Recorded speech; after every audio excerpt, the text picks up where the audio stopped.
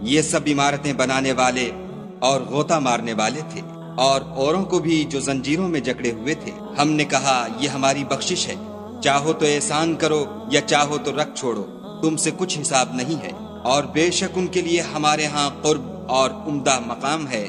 اور ہمارے بندے ایوب کو یاد کرو جب انہوں نے اپنے رب کو پکارا کہ بار الہ شیطان نے مجھ کو ایذا اور تکلیف دے رکھی ہے۔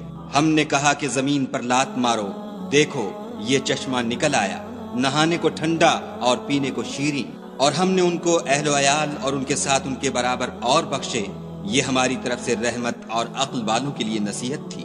اور اپنے ہاتھ میں جھاڑو لو اور اس سے مارو اور قسم نہ توڑو، بے شک ہم نے ان کو ثابت قدم پایا، بہت خوب بندے تھے، بے شک وہ رجوع کرنے والے تھے۔ اور ہمارے بندوں ابراہیم اور اسحاق اور یعقوب کو یاد کرو جو قوت والے اور صاحب نظر تھے۔ ہم نے ان کو ایک صفت خاص آخرت کے